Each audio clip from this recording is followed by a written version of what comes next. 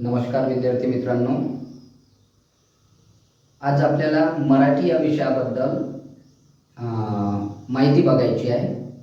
मराठी या विषयाबद्दल माहिती बघायची आहे कारण आता सरळ सेवा, पोलीस भरती, तलाठी भरती यासाठी आपला मराठी हा विषय कंपल्सरी असतो।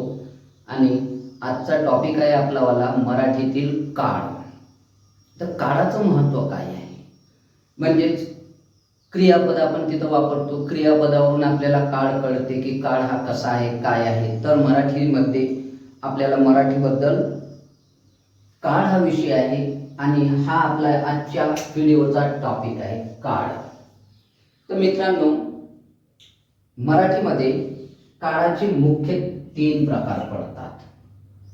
काळाचे मुख्य प्रकार 3 पडतात आणि एका काळाचे 4 उपप्रकार पडतात। मुख्य काळाचे 4 उपप्रकार आपल्याला पडत असते। तर मुख्य 3 प्रकार कोणते आहे, तर वर्तमान काळ, भूतकाळ आणि भविष्यकाळ, हे मुख्य 3 प्रकार। आता मुख्य 3 प्रकार आहे आणि त्याचे प्रत्येक म्हणजे प्रत्येक काळाचे एक उपप्रकार 4 असे उपप्रकार पडतात। मग आपल्याला पाहायचं आहे यामध्ये वर्तमान काळ। आता वर्तमान काळाचे 4 उपप्रकार आहेत। पहिला आहे साधा वर्तमान काळ। साधा वर्तमान काळ। आता साध्या वर्तमान काळाची ओळख जर आपण पाहिली तर साधारणतः क्रियापदाच्या शेवटी तो, ती, ते हे शब्द येते। जसे राजू आंबा खातो, ती गाणे गाते, या प्रकारे। दुसरा आहे आपला अपूर्ण किंवा चालू वर्तमान काळ। आता चालू वर्तमान काळामध्ये एखादी गोष्ट हल्ली चालू आहे, एखादी गोष्ट हल्ली चालू आहे हे दाखवण्यासाठी आपण चालू किंवा अपूर्ण वर्तमान काळाचा वापर करतो। आणि या काळाच्या शेवटी जे क्रियापद आहे ते असते त आहेत। जसे तो गावला जात आहे, ती आंबा खात आहे, ठीक आहे, मी अभ्यास करत आहे, या प्रकारचं म्हणजेच आपल्याला काय येणार आहे, त आहेत। मित्रांनो, पूर्ण वर्तमान काळ। आता पूर्ण वर्तमान काळ तर एखादी गोष्ट नुकतीच पूर्ण झालेली आहे, एखादी गोष्ट नुकतीच पूर्ण झाली यासाठी पूर्ण वर्तमान काळ वापरल्या जाते। आता पूर्ण वर्तमान काळामध्ये क्रियापदाच्या शेवटी ला, ली, ले, आहे आणि आहेत असे शब्द असतात। क्रियापदाला ला, ली, ले लागलेले आहेत, त्यानंतर त्याच्या पुढे जे शब्द आहे किंवा आहेत। जसं मी आलेलो आहेत, शाळा सुरू झालेली आहेत, या प्रकारचे। रीती वर्तमान काळ। आता चौथा उपप्रकार आहे रीती वर्तमान काळ। तर सतत वर्तमान काळात सतत घडणारी क्रिया यामध्ये दाखवल्या जाते, म्हणजेच त असते। हे वाक्याच्या शेवटचा शब्द असतो। आई मंदिरात जात असते, ती परीक्षा देत असते, तर अशा टाईपचे। तर वर्तमान काळ आहे। वर्तमान काळाचे आपण 4 प्रकार बघितलेले आहे। जे उपप्रकार आहे साधा वर्तमान काळ, अपूर्ण व चालू वर्तमान काळ, पूर्ण वर्तमान काळ आणि रीती वर्तमान काळ। मग आता साधा वर्तमान काळ ओळखण्यासाठी आपल्याला क्रियापदाच्या शेवटी तो, ती, ते हे शब्द असतात। अपूर्ण व चालू वर्तमान काळ ओळखण्यासाठी क्रियापदाच्या शेवटी त आणि नंतर आहेत हे शब्द असतात। पूर्ण वर्तमान काळ ओळखण्यासाठी ला, ली, ले हे क्रियापदाच्या शेवटी आणि आहे व आहेत हे शब्द असतात। आणि रीती वर्तमान काळामध्ये ओळखण्यासाठी त असते हे शब्द असतात। मित्रो, इथं आपला वर्तमान काळ जे 4 उपप्रकार आहेत ते संपलेले आहे. बघा, व्हिडिओ खूप मोठा महत्त्वाचा आहे, कारण यावर प्रत्येक परीक्षेमध्ये 2 प्रश्न विचारले जाते, 1 किंवा 2 प्रश्न विचारले जाईल. आणि हा एक प्रश्न आपल्यासाठी खूप महत्त्वाचा राहू शकतो, कारण 1 मार्क्स हा आपल्याला इन करू शकतो, तर 1 मार्क्स हा आपल्याला आउट करू शकतो. समोर मोठ्या मोठ्या परीक्षा आहे, मोठ्या जाहिराती आहेत, त्यामुळे हा व्हिडिओ शेवटपर्यंत पाहावा.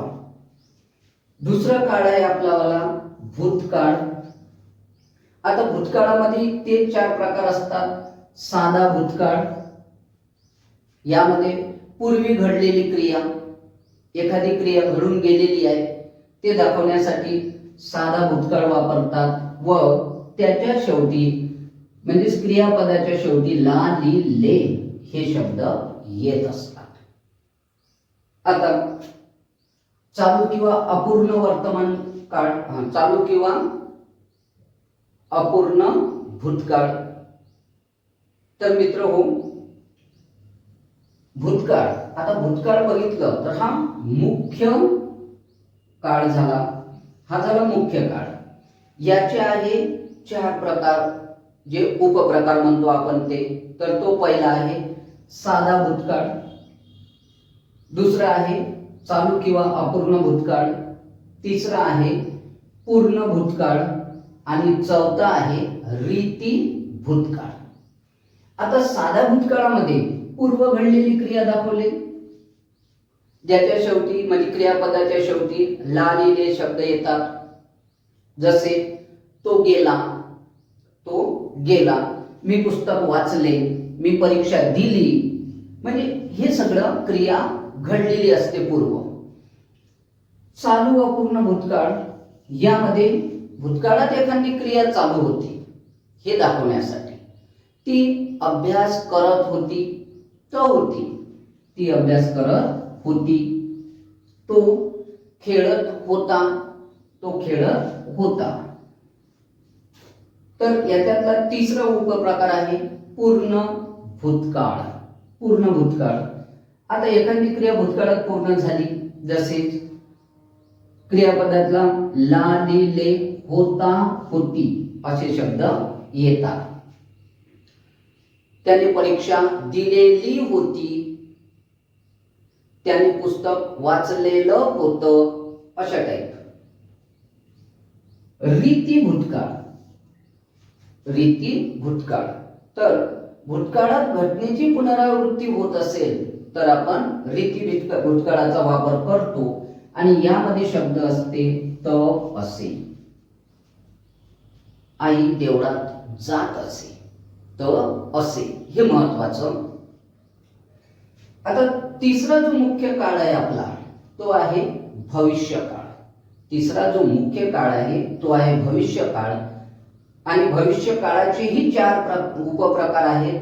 त्यामध्ये पहिला साधा भविष्यकाळ.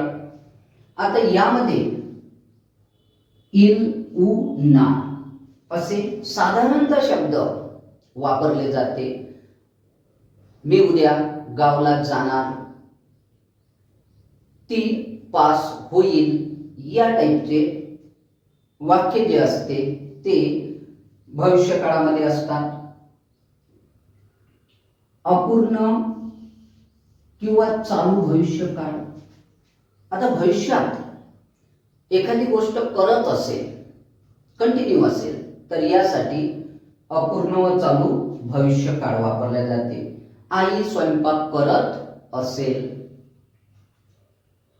लहान बाळ लढत असेल, ती इंग्लिश बोलत असेल, अशा टाईप.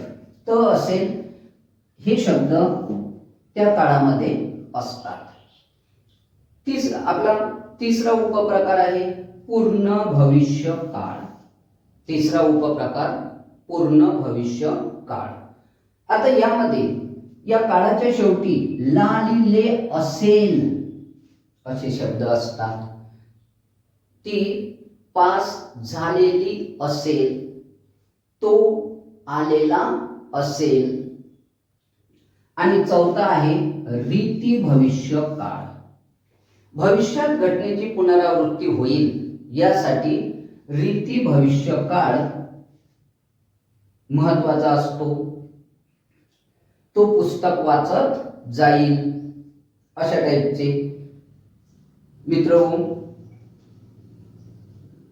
मराठी हा विषय खूप महत्वाचा असतो आपल्या स्पर्धा परीक्षेच्या दृष्टीनं. त्यामुळे आपल्याला बघायचं आहे आता की आपण मुख्य 3 टेन्स पाहिलेले होते, 3 काळ बघितलेले होते आणि त्या 3 काळाचे 4 जे उपप्रकार आहे ते बघितलेले होते. पण आता त्या काळाचा वापर कसा होते ते आपल्याला बघायचं आहे. मग यामध्ये पाहायचं आहे की वर्तमान काळ तो वर्तमान काळाचा जो पहिला काळ आहे साधा वर्तमान काळ. आता साधा वर्तमान काळाचा वापर जर आपण पाहिला तर साध्या वर्तमान काळामध्ये शास्त्रीय नियम, नित्य घटना म्हणजे दररोजची क्रिया, त्रिकालबाधित सत्य, सुविचार, मनी ह्या नेहमी साध्या वर्तमान काळात असते. म्हणजेच आपल्याला पाहायचं आहे यामध्ये की शास्त्रीय नियम म्हटलं तर साध्या वर्तमान काळात आपल्याला त्याचा वापर होते. नित्य घटना, दररोज घडणारी घटना. त्यानंतर त्रिकालबाधित सत्य, जसं आता बघा नित्य घटना जर म्हटलं आपण, आई सकाळी लवकर उठते, दररोजची घटना आहे ज्याला आपण नित्य घटना म्हणू. गाय गवत खाते, सोमवार नंतर मंगळवार येतो, त्रिकालबाधित सत्य आहे. सूर्य पूर्वेला उगवतो, त्रिकालबाधित सत्य आहे. म्हणजे युनिव्हर्सल ट्रूथ साध्या वर्तमान काळात आपल्याला दाखवता येते. ही म्हण आहे काकेत कळसा गावाला वळसा, ही म्हणी सुद्धा साध्या वर्तमान काळात आपल्याला सांगता येते. आता चालू वर्तमान काळाचा वापर काय आहे तर एखादी क्रिया चालू आहे हे दर्शविण्यासाठी आपण चालू वर्तमान काळ वापरतो. हल्ली चालू आहे. जसं बघा दादा जेवत आहेत, चालू आहे. आजी गोष्ट सांगत आहेत, म्हणजे आजीची क्रिया चालू आहे गोष्ट सांगण्याची. आजी गोष्ट सांगत आहे. आता पुढचा आपला उपप्रकार आहे पूर्ण वर्तमान काळ. नुकतीच पूर्ण झालेली क्रिया दर्शविण्यासाठी. नुकतीच क्रिया पूर्ण झालेली आहे आणि ती दाखवायची आहे, ती सांगायची आहे, तर पूर्ण वर्तमान काळाचा वापर केला जाते. मी पुस्तक वाचलेले आहे किंवा मी पुस्तक वाचले आहे. पूर्ण वर्तमान काळाचा वापर नुकतीच क्रिया पूर्ण झाली हे दर्शविण्यासाठी. त्याचं उदाहरण जर पाहिलं तर मी पुस्तक वाचले आहे, तू निबंध लिहिला आहे, म्हणजेच लालिले आहे. आता रीती वर्तमान काळ, एखादी सतत घडणारी क्रिया दाखविण्यासाठी रीती वर्तमान काळाचा वापर होते. आई मंदिरात जात असते, नित्यक्रम आहे, सतत जात असते, 2 दिवसाआड 3 दिवसाआड. तो नेहमीच उशिरा उठतो, नेहमीच उशिरा उठतो. तर यामध्ये बघा वर्तमान काळाचे आपण उपयोग पाहिलेले आहे.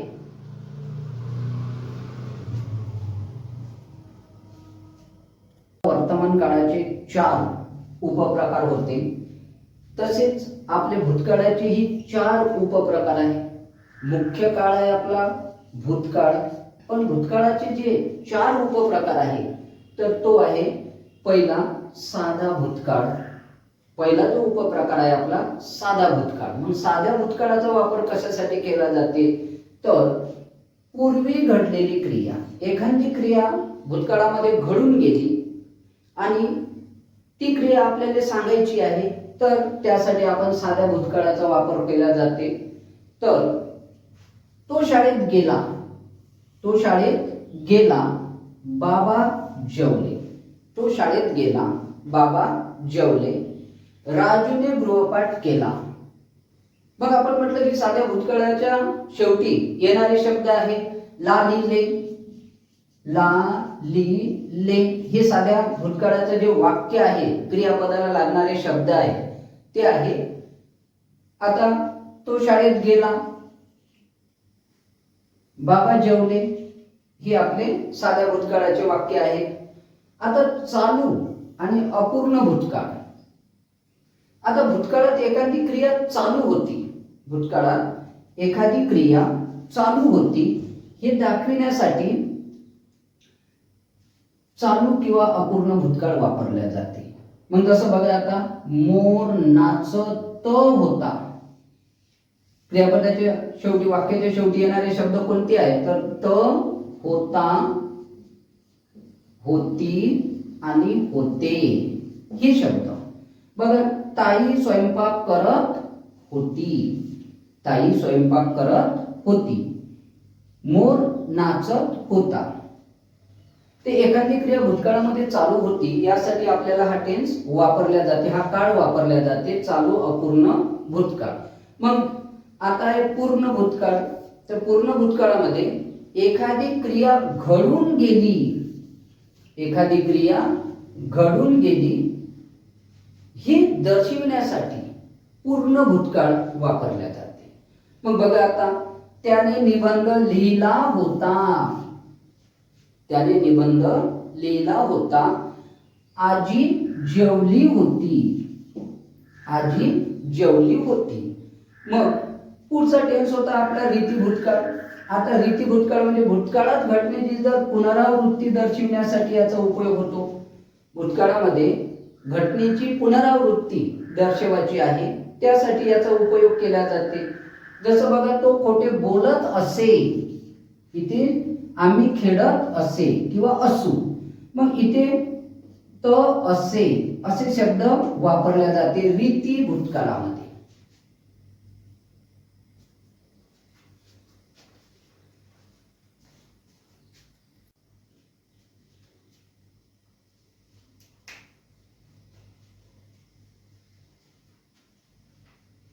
विद्यार्थी मित्रांनो, आपण वर्तमान काळ बघितला, आपण भूतकाळ बघितला, आपण वर्तमान काळ बघितलेला आहे, त्याचे उपप्रकार बघितलेले आहे.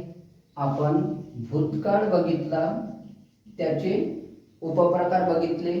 आता आहे आपला भविष्यकाळ आणि भविष्यकाळाचे उपप्रकार. तर यामध्ये आहे पहिला आपला साधा भविष्यकाळ. आता साधा भविष्यकाळामध्ये भविष्यात घडणारी क्रिया, भविष्यात घडणारी क्रिया दर्शविण्यासाठी आपण साध्या भूतकाळाचा वापर करतो. भविष्यात जे क्रिया घडेल ते. मग बघा आता मी पुण्याला जाईल. आता याच्यामध्ये येईल, उ, ना असे शब्द साधारणतः वापरले जाते. तो उद्या येथे येईल. जर येशील तर मी मदत करेल, जर येशील तर मी मदत करेल.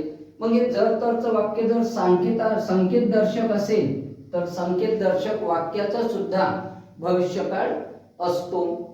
आता अंदाज व्यक्त करण्यासाठी सुद्धा साध्या भविष्यकाळाचा वापर केला जाते. मग बाबा घरात असेल, बाबा घरात असेल. तर हे संकेत दर्शक वाक्य सुद्धा अंदाज व्यक्त करण्यासाठी सुद्धा आपण साध्या भविष्यकाळाचा वापर करतो. चालू भविष्यकाळ. आता चालू भविष्यकाळामध्ये एखादी क्रिया चालू असेल, एखादी क्रिया चालू असेल हे दर्शविण्यासाठी सुद्धा आपण चालू भविष्यकाळ, ज्याला अपूर्ण भविष्यकाळ सुद्धा म्हटले जाते. आई स्वयंपाक करत असेल, त असेल हे शब्द महत्वाचे आहेत. तो लिहत असेल तर साधारणतः चालू भविष्य काळाच्या शेवटी त असेल असे शब्द येत असतात. त्यानंतर आहे पूर्ण भविष्य काळ. आता पूर्ण भविष्य काळ, भविष्यात एखादी घटना घडलेली असेल म्हणजे ते पूर्ण झालेलं असेल. घटना घडलेली असेल हे दर्शविण्यासाठी आपण पूर्ण भविष्य काळाचा वापर करतो. जसं बघा उदाहरण, त्याने पुस्तक वाचले असेल, त्याने पुस्तक वाचले असेल, ती नाचली असेल, म्हणजेच ला ली ले आणि असेल असे त्याचं लालेले असेल. आता आहे रीती भविष्य काळ. भविष्यात एखाद्या घटनेची पुनरावृत्ती होईल, भविष्यात एखाद्या घटनेची पुनरावृत्ती होईल हे दर्शविण्यासाठी रीती भविष्य काळाचा वापर केला जाईल. रीती भविष्य काळाचा वापर भविष्यात एखादी घटना म्हणजे घटनेची पुनरावृत्ती होईल हे दर्शविण्यासाठी. मग बघा उदाहरण, ती नाचत जाईल, मी वाचत जाईल, हे दोन उदाहरणं आहे. तर मित्रांनो, आपण मराठीची सुरुवात टेन्स या घटकापासून केलेली आहे, काळापासून केलेली आहे. तरी मागील व्हिडिओला तुम्ही चांगला प्रतिसाद दिलेला आहे. याही व्हिडिओला लाईक, शेअर आणि सबस्क्राईब करावं. धन्यवाद.